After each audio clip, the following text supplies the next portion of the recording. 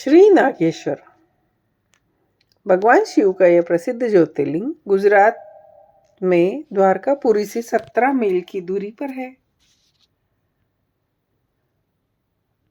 पुराणों में कथा है, सुप्रिय नामक एक बड़ा धर्मात्मा और सदाचारी वैश्य था।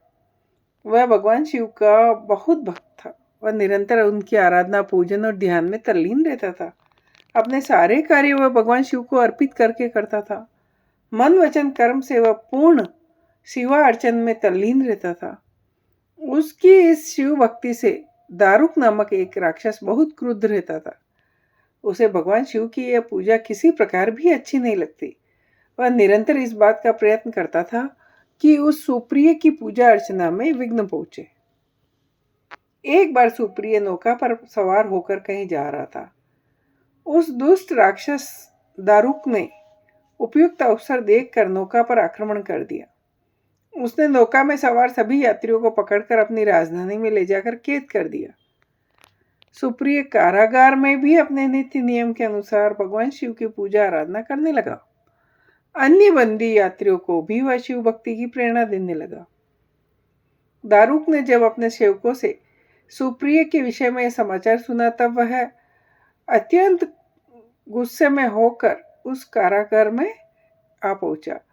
सुप्रिय उस समय भगवान शिव के चरणों में ध्यान लगाए हुए दोनों आंखें बंद किए बैठा था। उस राक्षस ने उसकी यह मुद्रा देखकर भीषण स्वर में डांटते हुए कहा, अरे दुष्ट, तू आंखें बंद कर इस समय कौन से षड्यंत्र करने की बातें सोच रहा है। उसके कहने पर भी धर्मात्मा शिव भक्त सुप्रिय की समाधि भंग नहीं हुई। अब तो वह एकदम पागल हो उठा। उसने तत्काल अपने अनुचरों को सुप्रिय तथा अन्य बंदियों को मार डालने का आदेश दिया। सुप्रिय उसके इस आदेश से जरा भी विचलित नहीं हुआ। वह एकाग्र मन से अपनी और अपने अन्य बंदियों की मुक्ति के लिए भगवान शिव से प्रार्थना करने लगा। उसे यह पूर्ण विश्वास था कि मेरे आराध्य भगवान शिव जी इस विपत्ति से मुझे छुटकारा दिलाएंगे।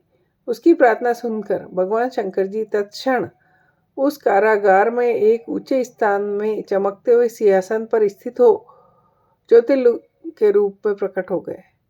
उन्होंने इस प्रकार सुप्रिय को दर्शन देकर उसे अपना पाशुपत अस्त्र भी दिया। इस अस्त्र से राक्षस दारुक तथा उसके सहायक का वध करके सुप्रिय शिव धाम को चला गया। भगवान शिव के आदेशानुसार ही इस ज्योतिर्लिंग का नाम नागेश्वर पड़ा। जय हो।